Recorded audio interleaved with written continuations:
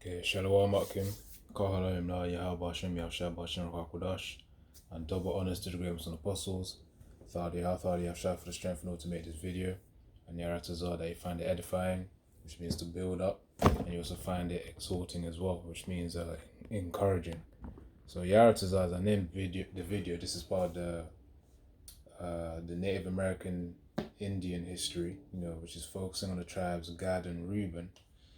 Really more so focuses on Gad, but as I established in the previous videos, Reuben is really the Seminole Indians are just like a tribe within the Native American Indians, residing in Florida. But anyways, before I start, let me, as I said in the beginning, Kah Halalim La, that's referring to that's ancient Hebrew.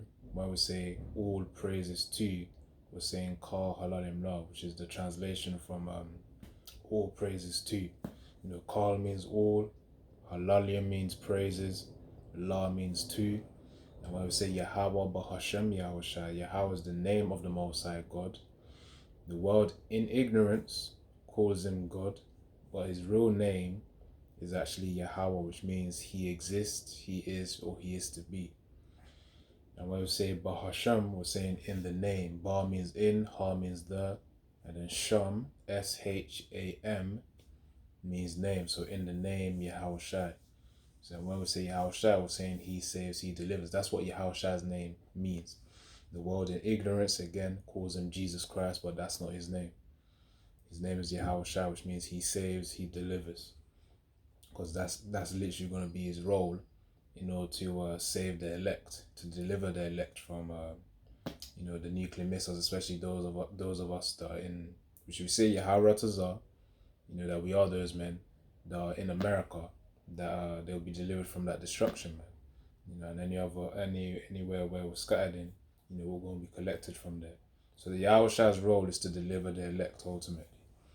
So when I say Bahashem Rachak Kodash, that means in the name, Spirit Holy. Racham means spirit, Kodash means holy. And when I say Holy Spirit, when I say Rachak Kodash, we're pretty much saying the Holy Spirit. So in the name of the Holy Spirit, that's how we get through to Yahushua. And through Yahushua, that's how we get intervention to Yahweh. That's why we say, Kah Halal Yahweh Bahashem Yahushua Bahashem Rachak Kodash. So anyway, that's just a brief intro. Here and there, you probably hear me say it again, for any new brothers and sisters out there.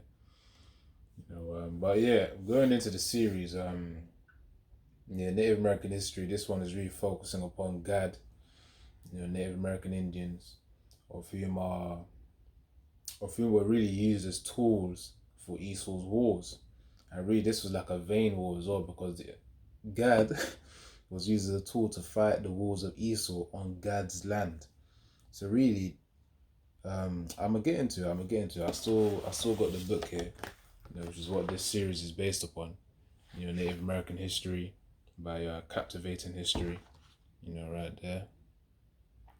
So, boys, I'm gonna read certain parts of the chapter that goes into it.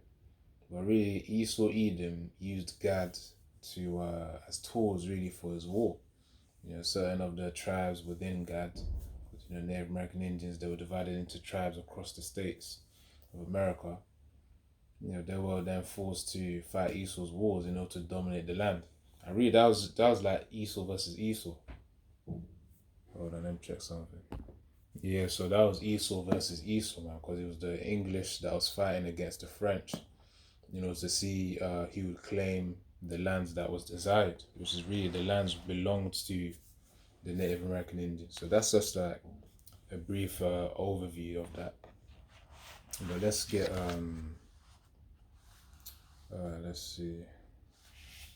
Let me read for a bit so that we can get some understanding. Then I'm gonna bring our precepts as well, and that's how we're gonna flow through this thing. Right. So this is chapter 12.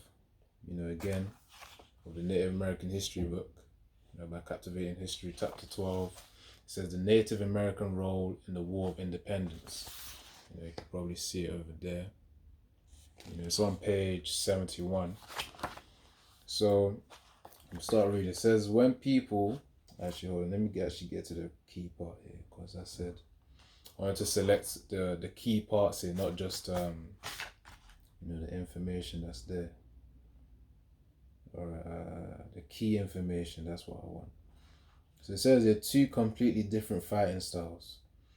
Europe had developed a very distinctive form of warfare, one that involved lining the troops upon opposing ends of the battlefield and sending them out onto the field to engage in battle. When they weren't fighting, soldiers walked in lines and were supposed to keep step with a set rhythm. So, of course, there was a certain structure to how wars were fought as well. So it says, hold on. Yeah, when they weren't fighting, soldiers walked in lines and were supposed to keep step with a set rhythm. Two sides, and they fight against each other. That's essentially the structure. Now it says that this was true even in the colonies. When the English and the French fought to gain control over their claimed lands in the New World, which of course is referring to the lands of America, they still used this method of warfare, but both sides also used native peoples to accomplish their goals. So that's why I named the title, put in the brackets, Yara Tazar, I'm gonna do it after I make this video.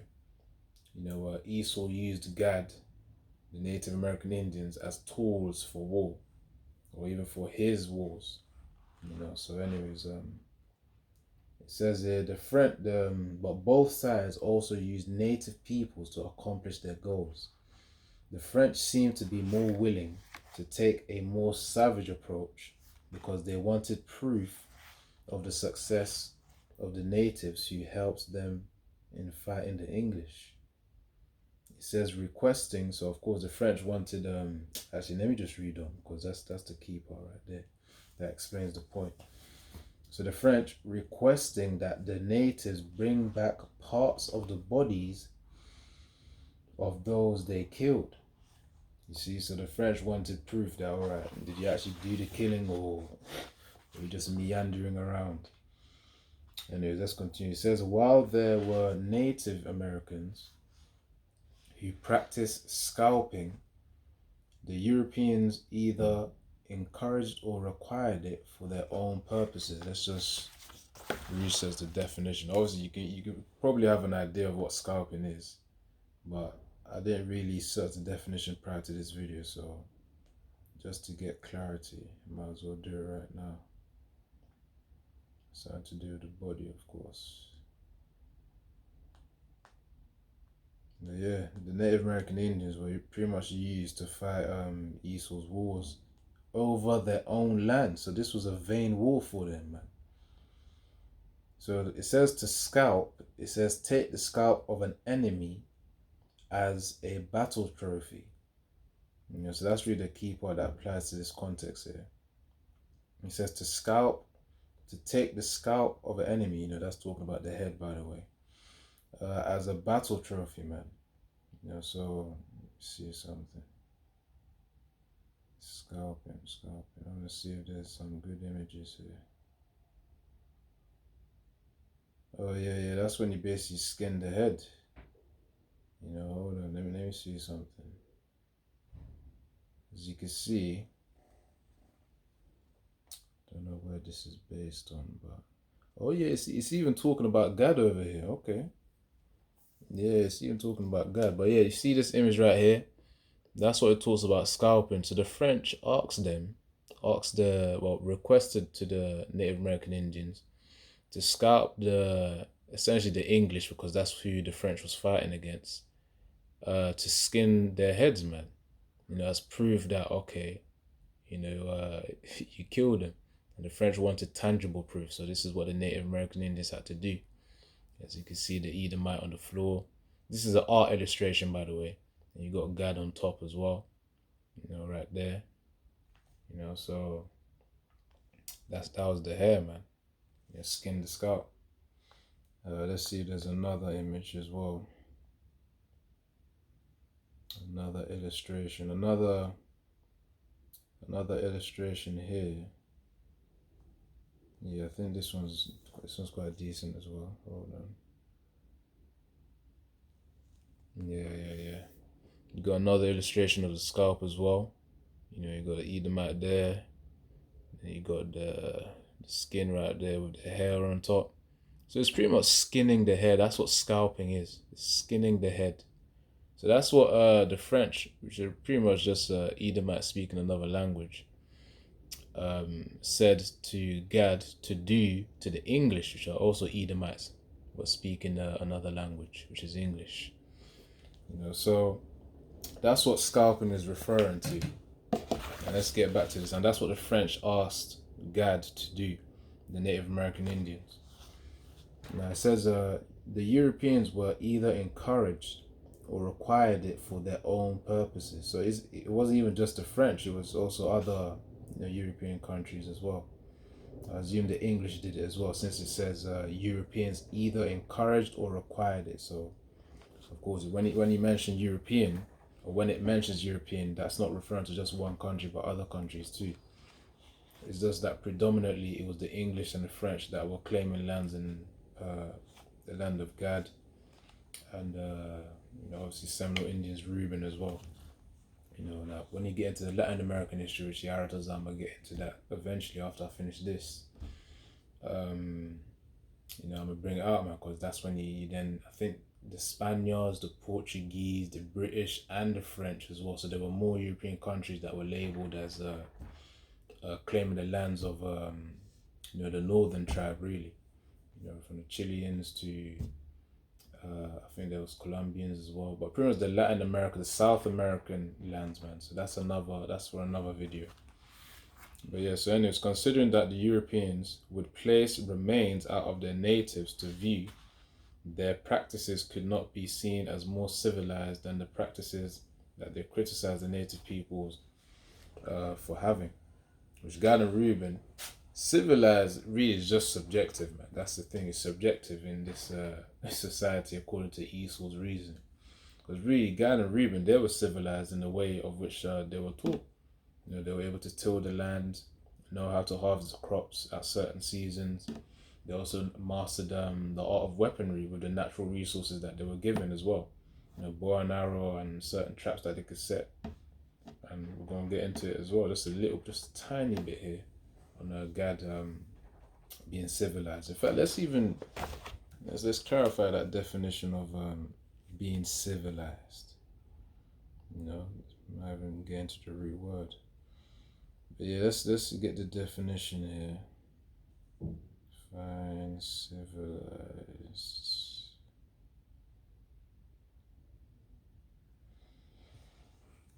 Right, so it said the definition of civilized, as it says here.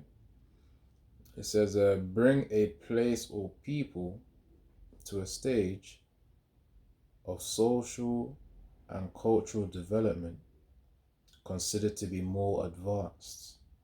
Now, just because Esau had more advanced technology doesn't mean that he's more civilized.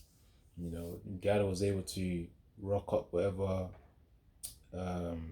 In fact, technology doesn't even relate to. I'm not trying to get too deep here, but let's get into the word technology as well. Because just because Esau has the advanced technology or advanced resources doesn't mean that he's more civilized, man. God was able to create things, create weaponry, create actual tools and resources based on what Yahweh Shem Yashai gave them from that land. Now it says in technology, it says let's check this. So definition of the Google definition of technology says the application of scientific knowledge for practical purposes, especially in industry.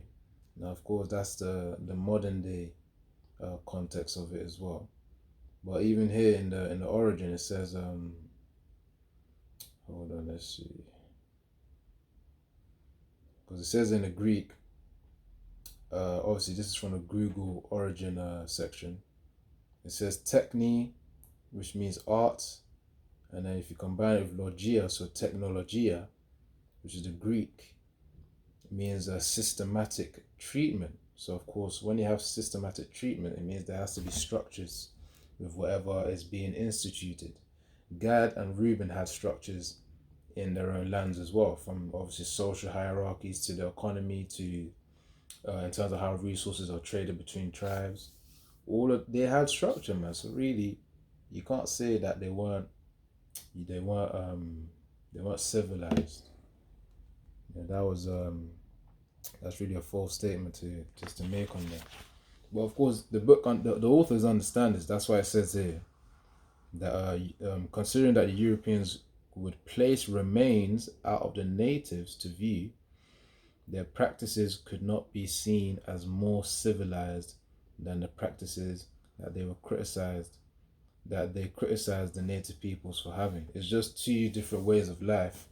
Without perspective, you don't really understand whether a person is.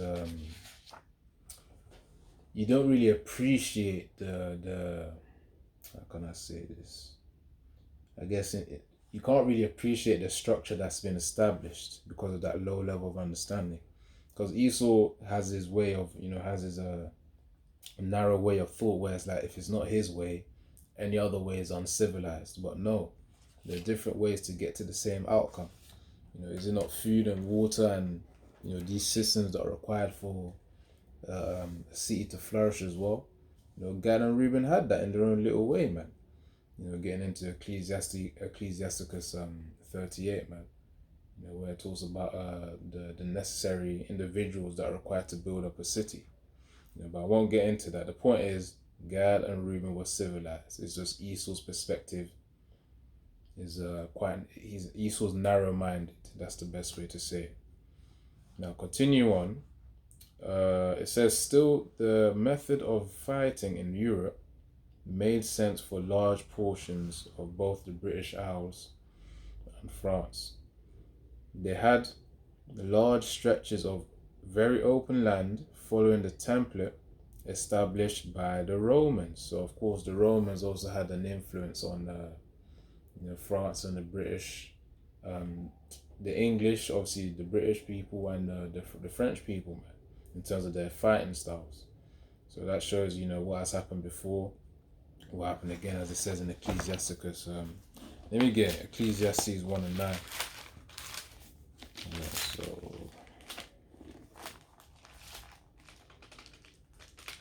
because whatever's happened in the past, it will happen again, just in a different shade of light or in a different presentation.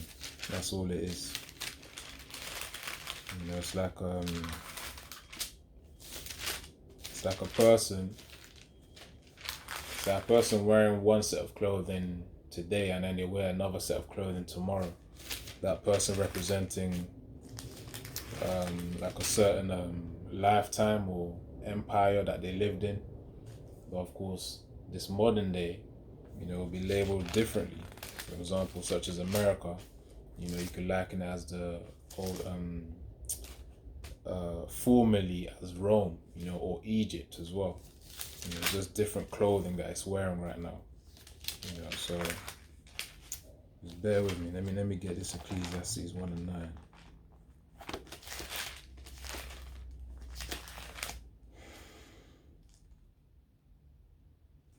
This is Ecclesiastes chapter 1 and 9. The thing that hath been, it is that which shall be, and that which is done is that which shall be done. It says, and there is no new thing under the sun. So of course that's also proof right there of reincarnation, man. But anyways, again, that's another video. But the point is that what's happened before will happen again, man. So it's like echoes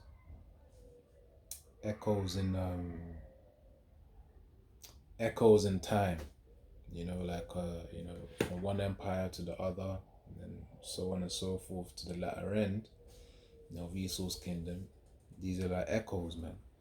And we're in the last echo, if you understand what I'm saying. Because after this kingdom, after this establishment of Esau's kingdom, that's going to be it. It's going to be a wrap, and then Yahushua is going to establish his kingdom forever, for eternity, and it will never come down, man. So then that echo of Esau's kingdom ain't gonna be no more. That's gonna be the final echo. This is gonna be the final echo. Right, so that's Ecclesiastes 1:9. On the point where Esau was using Gad as basically tools for war, the French asking Gad to skin or scalp people, which is really just peeling off the skin of the head.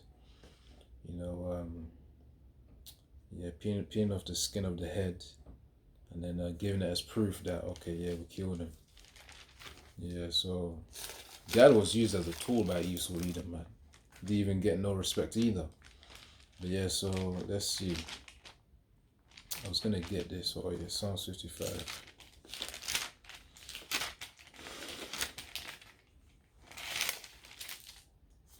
This is Psalms chapter 55 and verse 21.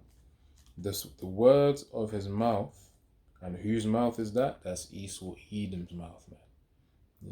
The cunning hunter. So the words of his mouth were smoother than butter, and I'm talking about Edom as the nation of people today. So in other words, so-called white people, man. Which again, we always got to establish this fact. Not every white person, not every Edomite is an actual. Well, not every person who looks like an Edomite is an actual Edomite. There could be people, there could be Israelites who look like Edomites. That's why we call them speckled bird. Because of course the Most High has had us come in in a variety of forms. So that's really it. But yeah, on to this point. This is really talking about the actual Edomites, man. Edomite in spirit. So spirit and flesh, of course. But yeah. Anyways, verse 21, so Psalms 55 and 21, the words of his mouth were smoother than butter. So he had a way with his tongue, persuasion tactics and psychology. He was able to have a way with his mouth to influence people and things and certain events. So Psalms 55 and 21, the words of his mouth were smoother than butter, but war was in his heart, in his mind. His words were softer than oil, yet were they drawn swords. You see, so Esau Edom is always in that warlike mind state, man. War. So of course he would utilize Gad for his own agenda to claim lands, which was the outcome of winning the war. Now let's see. Oh yeah, so following the template established by the Romans, I'm reading the book now. So following the templates established by the Romans, they tried to apply logic and order to something that is inherently chaotic and illogical. And it's true, war is chaotic and it can be illogical as well. That's why the scriptures talk about the confusion of noise. Because there's a lot of shouting and people screaming out of pain, and testosterone's up and all that. Yeah, anyway, so next paragraph. So the Native American method of fighting was far more realistic, both given the nature of war and heavily wooded landscape, with a lot of wood, of North America. They used their environment to their advantage, hiding behind trees and using their superior hunting skills to track their enemy. You see, so Gad and Reuben, they had their own way of fighting, man, and of course they leveraged the landscape in order to win their little battles. Because obviously, even within the Native American Indians, they were fighting amongst themselves as well. I think I'm gonna get into that probably into the next video maybe. But yeah, the point is, within the tribes, they were also fighting as well. They had their little battles too. So anyways, so they used the environment to their advantage, hiding behind trees and using their superior hunting skills to track their enemy. Their method was to work in the shadows to gain informational superiority over their highly structured, less knowledgeable counterparts in the European military. This was the method that the colonists adapted even when the natives did not take their side. So God wasn't stupid, Reuben wasn't stupid, man. They had their own tactics. They knew how to leverage the land to be an advantage to them to win their battles as well. So yeah. Um let's see.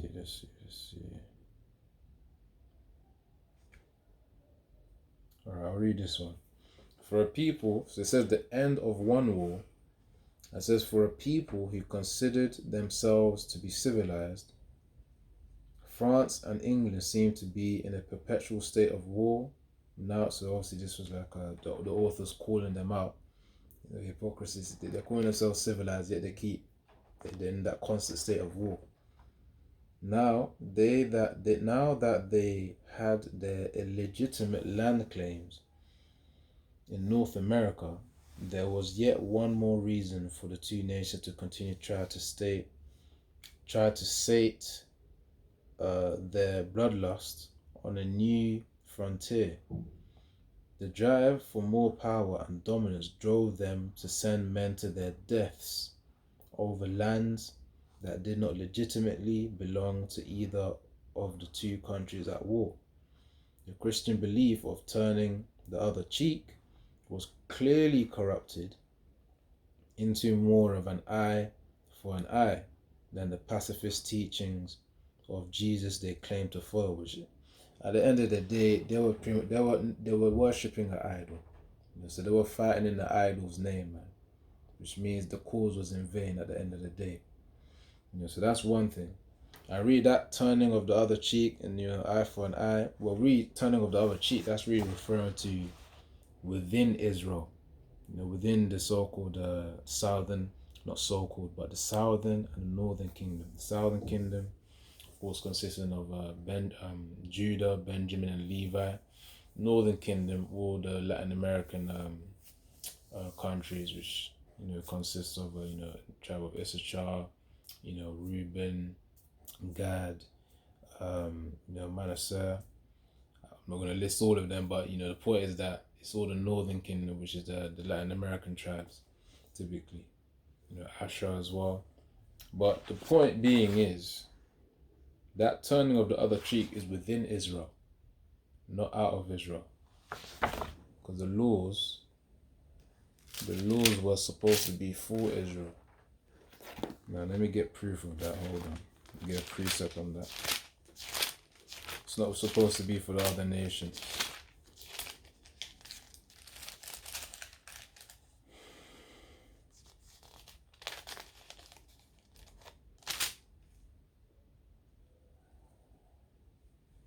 So this is Psalms 147 and 19. He showeth his word unto Jacob, the Most High, Yahweh. He showeth his words unto Jacob, his statutes and his judgments unto Israel. He hath not dealt so with any nation, and as for his judgments, they have not known them. Praise ye the Lord Yahweh. So, really right there, that's proof right there that the scriptures are only for Israelites, man. So these Christians, were fighting in the idol's name. They were doing it in vain. So of course they don't really apply that turning the other cheek. It don't apply to them. In fact, speaking of turning the other cheek, I might as well get down quickly as well, just to establish a point. Because again, that turning the other cheek is really advice, or really the way we're supposed to be within Israel. Obviously assuming that we would all be serving Yahweh Bashim Yahushai, but of course in this state we're not. So anyways, Matthew 5 and verse 38 to 39. Matthew 5 and 38. Ye have heard that it hath been said, an eye for an eye and a tooth for a tooth. Verse 39. But I say unto you, that ye resist not evil, but whosoever shall smite thee on thy right cheek, turn to him the other also. Now, of course, just because it says that ye resist not evil, don't take it out of context here. That's talking about, a person of whom is overtaken by a demon. So that's talking about evil person. Anyways, let's get this. But as I said, someone is overtaken by a demon. Let's say that they physically hit you. It says that ye resist not. So essentially saying this goes hand in hand with the scripture that talks about suffering wrongfully in Peter, either first or second Peter. So let me read in the NLT now. So Matthew 5:39. So this is the NLT, New Living Translation. Matthew 5:39. But I say, do not resist an evil person. If someone slaps you on the right cheek, offer the other cheek also. So again, we were supposed to perceive that as within Israel. That's what we're supposed to tolerate that, not as from a heathen, because the laws weren't given to the heathens as we established in Psalms 147 verse, I think around verse 19. Yeah, Psalms 147 verse 19. It was only given to us, to Israelites. So it says that ye resist not evil. Let me read in the NLT again. Hold on. So Matthew 5:39. But I say, do not resist an evil person. If someone slaps you on the right cheek, offer the other cheek also, man. I remember as well, this is also to be applied with faith as well, because remember the scriptures also talk about vengeance is for Yahweh Bashim Yahushai. So if you then suffer wrongfully, and if you suffer this way as well, Yahweh Bashim Yahushai going to vindicate you as well. He's going to support you. So, but anyways, just to keep the point simple, that law on turning to the other, as it says in the book, the book here. I'm reading this part here where it says the end of war. Where is it at? I think it says it here, turning the other cheek. That right there, which is really rooted from Matthew 5:39. That's not applied to the heathens. That shouldn't be applied to these Edomites of whom are claimed to. They're fighting in the name of an idol. That already settles the matter right there, man. That it ain't for them. Anyways, let's continue. So I find then the pacifist teachings of the idol, Jesus. Of course, it doesn't say the idol Jesus. I'm just saying it just to re-clarify that Jesus is an idol, because the real name and the real person, his name is Yahweh Shai, which means he saves, he delivers. And that's the ancient Hebrew name that's supposed to be said, not this Greek rooted version, or really Latin, but from the Latin, then they got it from the Greek. But nevertheless, the point is they were serving idols. So they claimed, these heathens, these Edomites of whom were fighting against each other, England versus France, the English versus the French, they were doing it in vain. So the tensions between British and French built during the early 18th century and finally erupted into the Great War for Empire during the 1750s and continued into the 1760s. So that's for like 2 decades, about 1750s, 1760s. So it says, up until this point, the Native Americans who had been dying in alarming numbers because of the disease carrying Europeans, remember smallpox with the blankets, that's one of them, but that's the more predominant ones. It says, were forced to pick sides or get caught in the middle of the fighting between two foreign powers on their lands. They had been able to prod the two countries into having petty battles and arguments, which provided a buffer for the native peoples. With the British and French loathing each other so openly, they either ignored the indigenous people or they asked for the help for the natives. They asked for the help of natives in their fight against the other nation. So again, Edomites were using God as tools. So it says that the British even created a position, superintendent of Indian affairs, to work with natives. primarily against the French. The British realized that they needed the help of the natives, as did the French. You see, so both sides realized, yeah, we're gonna need God, man, to help us with these battles. So even see, the Edomites could even fight themselves, man. And he's giving the blessing of the sword, but yet he still needs help from Israel, man. You know, God. Remember Jake, the former of all things. Anyways, let's get on with it. So no matter which side won, it was a losing war for Native Americans. The end result was that one of the two foreign powers would be forced off of the land. This would allow the remaining nation to turn its attention to the only other remaining enemy. The indigenous peoples, the only people with a legitimate claim to the land. You see? You know, so really, this war right here was a lose-lose situation for God, man. They'd be oppressed. That's why we ought to have a ruler of our own nation, which that ruler is really referring to Yahushua, who's going to be the King of Kings, man. You know, Lord of Lords. Because we're not supposed to appoint unto us a leader of these other nations, man. Which is why voting is off. Alright, so this is Deuteronomy 17 and 15. Thou shalt in any wise set him. Actually, let me start from verse 14. Deuteronomy 17 and 14. When thou art come unto the land which the Lord Yahweh thy power giveth thee, and shall possess it, and shall dwell therein, and shall say, I will set a king over me, like as all the nations that are about me. Verse 15. Thou shalt in any wise set him a king over thee, whom the Lord Yahweh thy power shall choose. One from among thy brethren shalt thou set king over thee. Thou mayest not set a stranger over thee, which is not thy brother. Which is why it was a lose-lose situation for Gad and Reuben, man.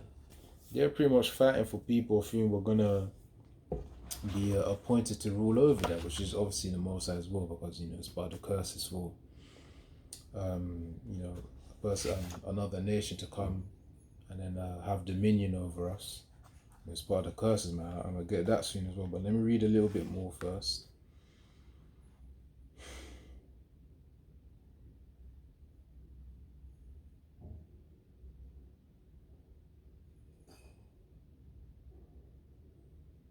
Right. So it says the British won. So the British won, and the French were largely expelled from the coastal regions. The war had lasted about a decade and was very costly for England, claiming that they had done the colonials a favor by forcing the French out of the New World. The British monarch began to enforce tighter controls on the colonials, as well as levying higher tax. The colonials had no say in any of this, and they were outraged by the lack of representation in the government of the ruling island. That was an entire ocean away from them. Resentment between the colonials and the British government grew. So yeah, man, that's when you could say the so-called new Americans, you know, which are just Edomites who are colonials in the land, had a division between themselves and the British government, man. So anyways, alright, so let me get to another key part here. So skipping on, so it says, however, the English also claimed that they had sovereignty over the Native Americans, something that the natives clearly did not agree with. Yeah, because obviously God had their own level of reasoning.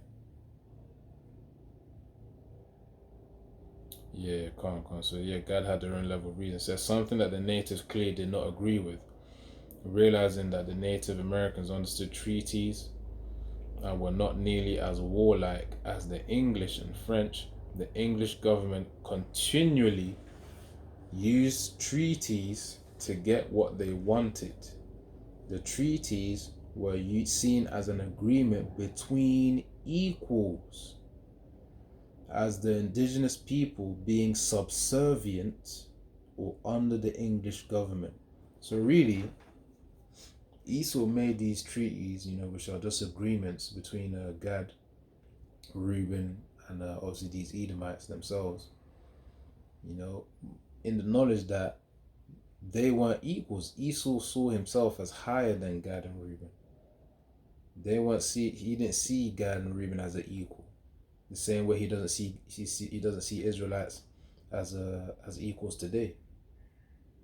So that idea of trying to be equal with Esau, Edom, that's got to get tarnished. So because that's an unprofitable belief, that Jake has right now, a delusion. So it says there, and obviously you hear about him saying this, here and there of what the reason why Esau, Edom, or stating the fact that Esau, Edom broke a lot of treaties, man, because as we're reading here, he didn't see Gad and Reuben as equals. So really, those treaties were only supposed to be for equals. So in his eyes, those are just vain statements or vain agreements to make in order to get what he wanted. I'm going to read it again. It says here, realizing that the Native Americans understood treaties and were not nearly as warlike as the English and French, the English government continually used treaties to get what they wanted. The treaties were seen as an agreement between equals, not as the indigenous people were being subservient or under the English government. So that was the perspective of Esau, Edom. He saw Gad and Reuben as subservient, below these Edomites, below themselves. Unfortunately, the colonists did not often follow those treaties, you see? So that's proof right there.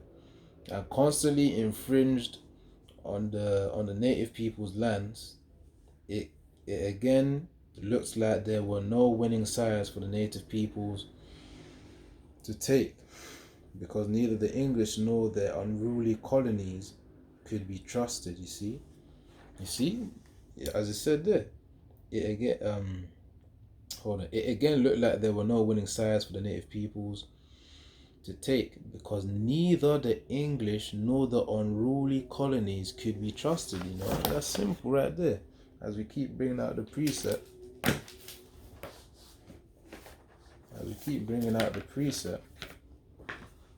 I'll never trust thine enemy. That's a fundamental precept to remember in these times, man. Ecclesiasticus chapter 12 and 10. Never trust thine enemy, for like as iron rusteth, so is his wickedness.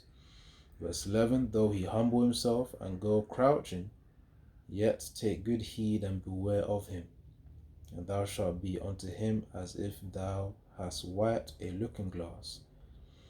And thou shalt know that his rust hath not been altogether wiped away, which means he's always been the same guy. That wickedness has always been within his nature, man. That's why it's not good to trust your enemy. That's why it's stated, it's commanded for us to never trust thine enemy, man. So that's the point right there, man.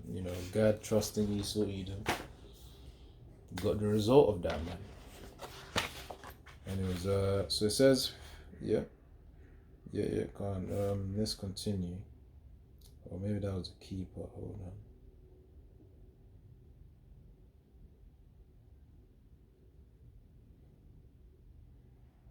Yeah, that's really the key part. Okay, let me get some precepts first. We're getting ready to close out. Yeah, God was used as tools. The treaties were pretty much a farce, a mockery unto God, because they weren't actual agreements. Esau didn't take accountability of them, and they were just tools for war, man. That's really what God was for. All right, let's get this one.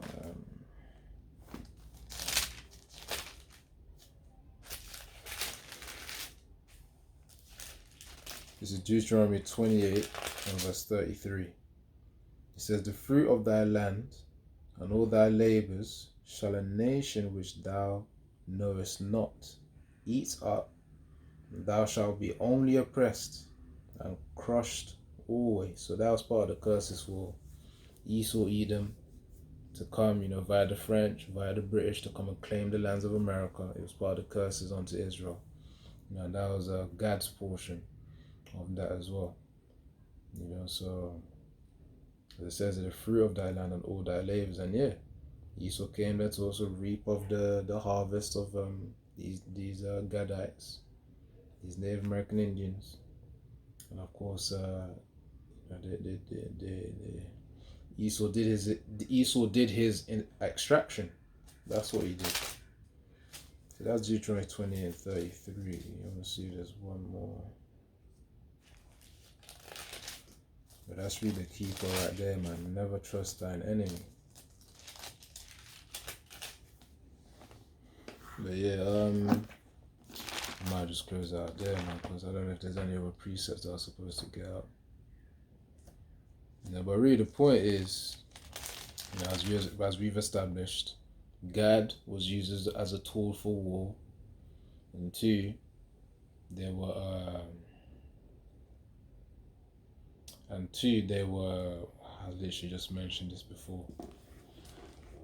So they were used as a tool for war, and they also had their treaties broken by Esau, Edom as well. So again, that's why the precept of never trust thine enemy came up. Ecclesiasticus, also known as Sirach, chapter 12, verse 10 to 11. So anyways, okay, I'm gonna end it off there because that's really the key part. I don't think there's anything else that I can state here. Because all these are like getting into the nitty-gritties of the facts. But yeah, Yaratazar, I'll do another video on this as well, but this is the part 9 in the Native American Indian history series. And Yaratazar, I'm gonna do a part 10 as well. And I'm almost done with the book, so there's a few more parts left, and then that's really it. Yeah, man. So Yaratazar, you're edified. You built up. Your knowledge of the history have been built up. Any of you can wanna read it. You could go on Amazon and order it. Native American History by Captivating History. Just to get some facts on what Gad had to go through. If you wanna get deeper into it. But Yaratazar, I'm already going through it, so you could also watch my videos too. And I'm gonna close it out. And Yaratazar onto the next one, man. So yeah, Shalom. Kahalayim na Yahweh Hashem Yahshua Bashem Rachakodash. And once more, double honors to the great and apostles, and Thali Yahshua for the strength and also made this video. So, Shalom.